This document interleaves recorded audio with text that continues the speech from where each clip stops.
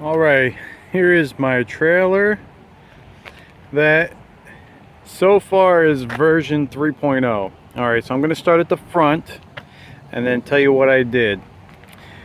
Okay, so I added this handle just to make it easier to pick up. I was grabbing underneath here, which was killing my hands. I had to get a longer bolt for here, and this was through bolted, and I found out this was not.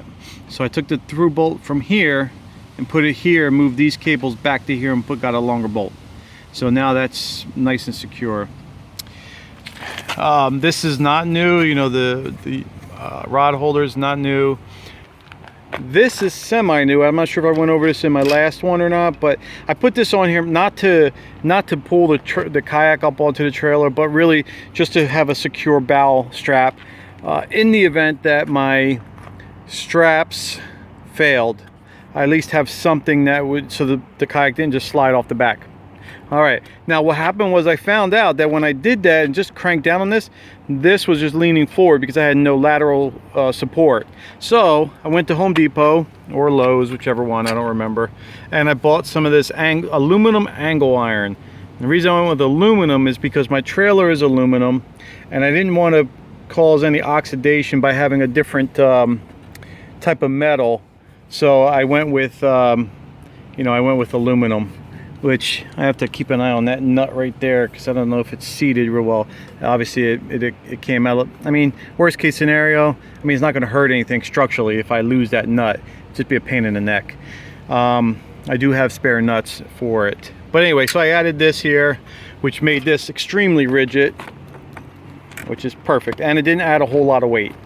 Spare tire, which was there before, mounted, and that's been on the kayak, I mean trailer, for almost a year, and that is solid as can be. It's not going anywhere.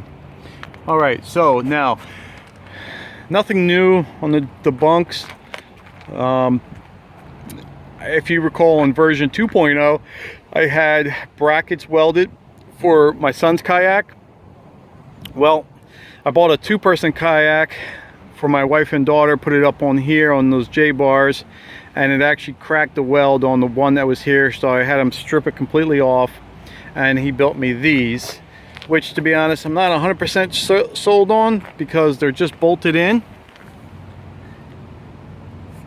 They need some support here and on both sides, front and back, and I added a piece of unistrut just to tie the two together, make it a little bit more rigid. And then I put these pad eyes here, or these eye bolts here, to put my parking pole through.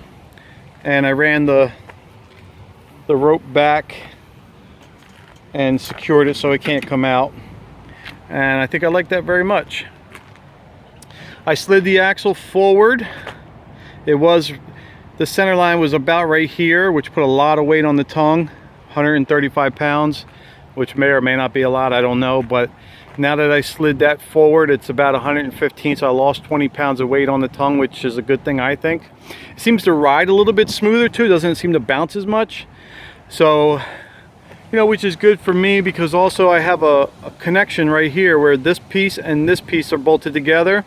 I had the guy weld this last time just to give me some security that it wasn't going to come apart. I mean, it was only secured by, you know, eight nuts. I also had them weld right there, front and back, those supports, because if you see the main support, this piece right here ran under this. Well, if it runs under this and those give way, it's just going to drop down. So I mean, I don't know, I'm not an engineer. Maybe that's the force is more this way than it is this way, being that a lot of the weight sitting on here, but not really, because the way I have it, I mean, there's, you know, this weight sitting on the frame, the main support. So, and I mean, really, this upper weight all is sitting on the main support. So, figured it's better to have a little bit of weld on there just to be safe, right? Nothing new on the back. I mean, here's the back of the trailer with the upright supports. I mean, the only good thing about those supports is I can remove them when I get my Adventure Island, which I am going to get. All right, so the only thing I really added additional here is the lights, the LED lights underneath, just to illuminate this. Oh, and just another thing I wanted to say too, because I did have this welded. You see the weld here, is I added a U-bolt and a bracket, just another added security, because I'm about ready to take this on a long road trip and I don't want it to fail. So of course I have the 12-inch wheels, Sun's kayak up on top. I mean, I think I got a little bit of that's a little close there. Yeah, I wish it was a little bit wider. I wish I could weld. I would do it myself.